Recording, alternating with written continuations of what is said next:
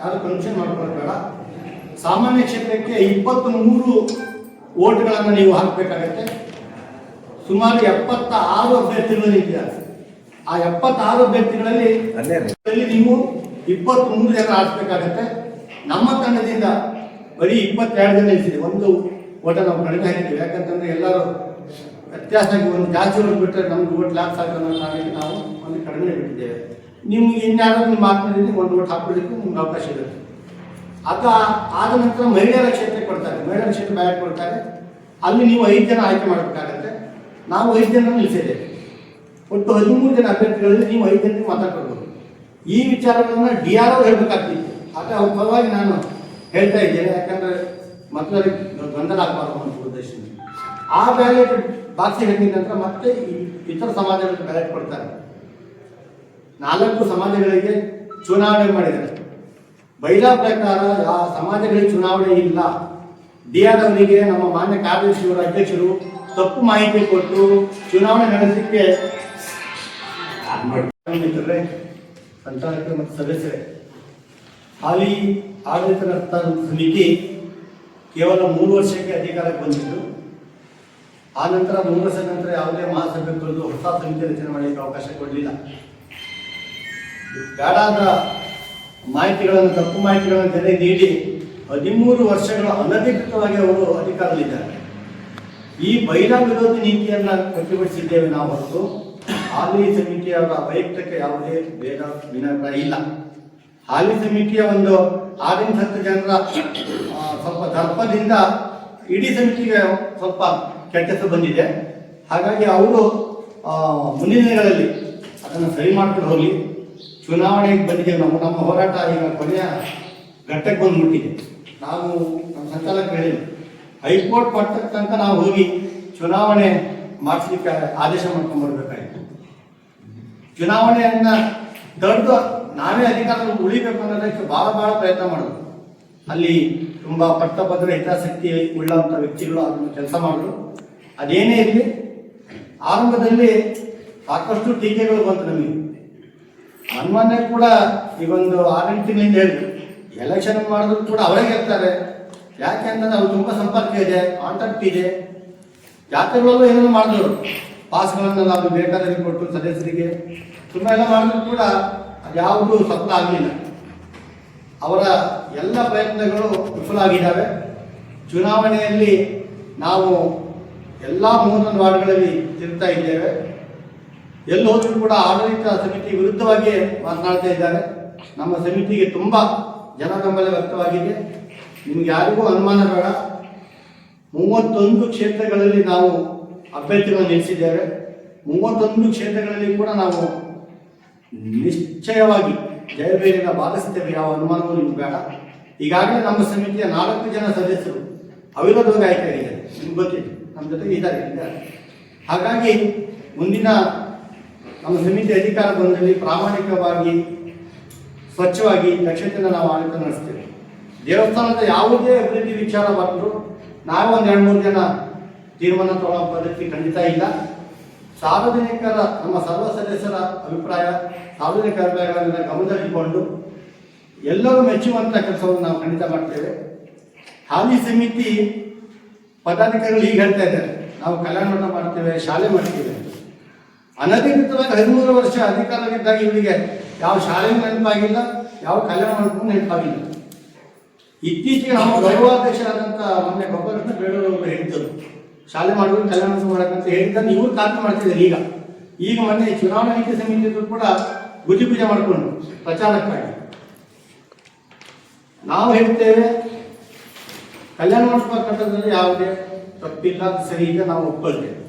ಶಾಲೆ ಮಾಡೋ ವಿಚಾರದಲ್ಲಿ ಬಹಳಷ್ಟು ಜನ ನಮಗೆ ಸರ್ ಬೇಕಾಗಲ್ಲ, ಮಕ್ಕಳೇ ಸರ್ಕಾರಿ ಶಾಲೆಗಳೆಲ್ಲ 6 ಮಕ್ಕಳಿಲ್ಲಿ, ಕೆಲ ಶಾಲೆಯಲ್ಲಿ 17-20 ಮಕ್ಕಳಿದ್ದಾರೆ. ಈ ಸಮಸ್ಯೆಗಳಿದ್ದಾವೆ. ಅದು ನೋಡಿಕೊಂಡು ಹೇಳ್ತೀವಿ ಅಂದರೆ ಅದು ಏನಿದ್ರು ಕೂಡ ನಾವು ಸಭೆಯನ್ನು ಕರೆದು ಶಾಲೆ ಮಾಡಿ ಅಂದರೆ ಮಾಡೋದು ಬೇಡ ಅಂದರೆ ಬೇಡ, ಜನರಿಗೆ ಬಿಡ್ತೇವೆ.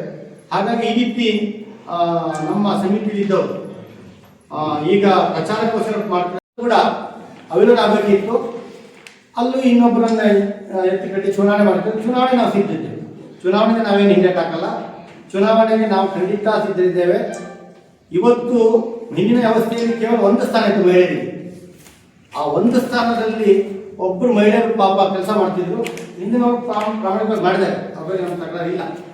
ನಮ್ಮ ಅಭಿಪ್ರಾಯ ಏನಿತ್ತು, ಮಹಿಳೆಯರಿಗೆ ಹೆಚ್ಚಿನ ಆದ್ಯತೆ ಸಿಗಬೇಕು ಅನ್ನೋ ಕಾರಣಕ್ಕೆ ನಮ್ಮ ಹಿತರಕ್ಷಣಾ ಸಮಿತಿ, ವಿಶೇಷವಾಗಿ ನಾನು ವಿ ಶಂಕರ್, ಮಹಿಳೆಯರಿಗೋಸ್ಕರ 5 ಸ್ಥಾನವನ್ನು ನಾನು ಶಿವಮೊಗ್ಗ ಜಿಲ್ಲಾ ನ್ಯಾಯಾಲಯದಲ್ಲಿ ಬಯಲಾದಲ್ಲಿ ಮಾಡಿ ಅನುಮೋದನೆ ಪಡ್ಕೊಂಡಿದ್ದೇನೆ.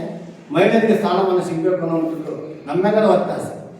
ಈಗ ನೀವು ಮಹಿಳೆಯರಂತ ನನ್ನ ಎದುರಿಗೆ ನಿಲ್ಲಿಸಿ ಮತ್ತೊಂದು 6ನೇ ಸ್ಥಾನಕ್ಕೆ ಹುಟ್ಟಾಕಿ ಅಥವಾ ಯಶಸ್ವಿ ಆಗ್ತೀನೋ ಅಂತ ಭ್ರಮೆ ಖಂಡಿತ ಬೇಡ.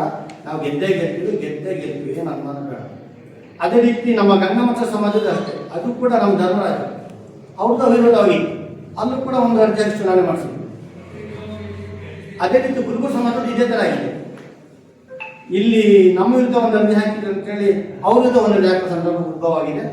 ಅದೇನಿದೆ, ನಾವು ಸ್ಫೋರ್ಟಿವಾಗಿ ಚುನಾವಣೆ ಮಾಡ್ತೇವೆ, ನಾವು ಯಾವುದೇ ದೇಶದ ಚುನಾವಣೆ ಮಾಡಲ್ಲ. ಮತ್ತು ನಮ್ಮ ಸಮಗ್ರ ಸಮಾಜದಿಂದ ಒಂದು ಸ್ಥಾನಕ್ಕೆ 3 ಜನ ಇದ್ದಾರೆ, 3 ತಾಲೂಕಿನ ಒಬ್ಬೊಬ್ಬರು ಇದ್ದಾರೆ. ನಮ್ಮ ತಂಡದಿಂದ ಶೇಷಪ್ಪ ಆರ್ ಪಾಲೇಕರ್, ಇಲ್ಲಿ ಶೇಷಪ್ಪ ಅವರು ನಿವೃತ್ತ ನ್ಯಾಯ ಇಲಾಖೆಯವರು, ತುಂಬ ಸದ್ಗುಣಿ, ತುಂಬ ಬಡತನದಿಂದ ಬಂದವರು, ಈಗ ನಿವೃತ್ತರಾಗಿದ್ದಾರೆ. ಅವರು ಚುನಾವಣೆಯಲ್ಲಿ ನಮ್ಮ ಸಮಗ್ರ ಸಮಾಜದಿಂದ ಸ್ಪರ್ಧೆ ಮಾಡ್ತಿದ್ದಾರೆ. ನಾನು ಆಚಾರ ಸಮಾಜದಿಂದ ವಿ ಶಂಕರ್ ಸ್ಪರ್ಧೆ ಮಾಡ್ತಾ ಇದ್ದೇನೆ. ನಮ್ಮ ಧರ್ಮರಾಜ್ ಅವರು ಸಣ್ಣ ಮತಸ್ಥರ ಸಮಾಜದಿಂದ ಸ್ಪರ್ಧೆ ಮಾಡ್ತಾ ಇದ್ದಾರೆ. ಅದೇ ರೀತಿ ಕುರುಬರ ಸಮಾಜದಿಂದ ನಮ್ಮ ಯಾವತ್ತೂ ದಾನಿ, ನಾನು ದುಡಿದ ಹಣದಲ್ಲಿ ಬಡತನ ಇದ್ರೂ ಕೂಡ ಲಕ್ಷಗಟ್ಟಲೆ ಸಮಾಜ ಸೇವೆ ಮಾಡಿರುವಂಥ ನಮ್ಮ ಬಸವರಾಜ್ ಅವ್ರು ಇವತ್ತು ಇರ್ಲಿಕ್ಕೆ ಸ್ವಂತ ಮನೆ ಇಲ್ಲ, ಆದರೂ ಅವ್ರನ್ನ ದುಡಿತ ಏನೋ ಸಮಾಜಕ್ಕೆ ಕೊಡಬೇಕಂತ ಆತ ನಮ್ಮ ಬಸವರಾಜ್ ನಾವು ಆ ಕ್ಷೇತ್ರ ನಿಲ್ಲಿಸಿದ್ದೇವೆ. ದಯಮಾಡಿ ನಮ್ಮ ಈ ತಂಡದ ಎಲ್ಲರಿಗೂ ಅವಕಾಶ ಮಾಡಬೇಕು. ಮಹಿಳೆಯರ 5 ಕ್ಷೇತ್ರಗಳನ್ನು ಕೂಡ ನಾವು ತುಂಬ ಸಶಕ್ತರಿರುವಂಥ ಮಹಿಳೆ ನಿಲ್ಲಿಸಿದ್ದೇವೆ. ಎಲ್ಲರಿಗೂ ಗೊತ್ತು, ನಮಗೆ ಶರಾವತಿ ಶ್ರೀರಾಮಿದ್ದಾರೆ, ಇಲ್ಲಿ ವಿಶಾಲಾಕ್ಷಿ ಲೋಕೇಶ್ ಇದ್ದಾರೆ, ಜಯಲಕ್ಷ್ಮಿ ಅವರಿದ್ದಾರೆ. ಅದೇ ರೀತಿ ನಮ್ಮ ಜಯಂತಿ ಅವರು ಗಗನ ಕಂಪನಿಯಲ್ಲಿ ವರ್ಕ್ ಮಾಡ್ತಾರೆ. ಆ ಕಡೆ ಜಯಪ್ಪ ಎಲ್ಲರಿಗೂ ಗೊತ್ತಿದೆ, ಸಾಮಾಜಿಕ ಕ್ಷೇತ್ರದ ಕೆಲಸ ಮಾಡ್ತಿದ್ರು. ಇಂಥವನ್ನೆಲ್ಲ ನಾವು ಒಟ್ಟುಗೂಡಿಸಿ, ಇಲ್ಲಿ ಪಕ್ಷ ಬೇರೆ ಇಲ್ಲ, ಎಲ್ಲ ನಾವು ಒಂದೇ ಪಕ್ಷ, ಮಾರಿಗುಡಿ ಪಕ್ಷ. ಹಾಗಾಗಿ ನಮ್ಮನ್ನು ಇಡೀ ತಂಡವನ್ನು ಗೆಲ್ಲಿಸ್ಬಿಡಿ. ನಮ್ಮ ತಂಡ ಶತಸಿದ್ಧ, ನಮ್ಮ ತಂಡ ಅಧಿಕಾರಕ್ಕೆ ಬಂದೇ ಬರುತ್ತೆ. ನಮಗೆ ದಯಮಾಡಿ ಅವಕಾಶ ಕೊಡಿ. ನಮ್ಮ ಶ್ರಮದಲ್ಲಿ ಹೋರಾಟ ಮಾಡಿದ್ದೇವೆ, 13 ವರ್ಷಗಳಿಂದ ಹೋರಾಟ ಮಾಡ್ತಿದ್ದೇವೆ. ನಮ್ಮನ್ನು ತಡೆಯುವಂಥ ಪ್ರಯತ್ನವನ್ನು ಕೆಲವರು ಸೇರಿ ಮಾಡುವಂಥ ಪ್ರಯತ್ನ ಮಾಡಿದರೆ ಅದರಲ್ಲಿ ಅವರು ಯಶಸ್ಸು ಆಗಲಿಕ್ಕೆ ಸಾಧ್ಯ ಇಲ್ಲ ಅಂತ ನಾನು ಹೇಳ್ತೇನೆ. ವ್ಯವಸ್ಥೆಯನ್ನು ಸರಿ ಮಾಡೋ ಉದ್ದೇಶಕ್ಕೋಸ್ಕರ ನಮ್ಮ ಸಮಿತಿ ಹೋರಾಟ ಮಾಡಿಕೊಂಡು ಅವರನ್ನು ಕೆಳಗಿಳಿಸಿ ಹೊಸ ಸಮಿತಿ ರಚನೆ ಆಗಬೇಕು ಅಂತ ನಮ್ಮ ಉದ್ದೇಶನು ಸಾರ್ವಜನಿಕರ ಉದ್ದೇಶ ಮತ್ತು ಭಕ್ತಾದಿಗಳ ಉದ್ದೇಶ ಆಗಿದೆ. ಅದಕ್ಕೆ ನಿಮ್ಮ ಸಹಕಾರ ಸಂಪೂರ್ಣ ಬೇಕು.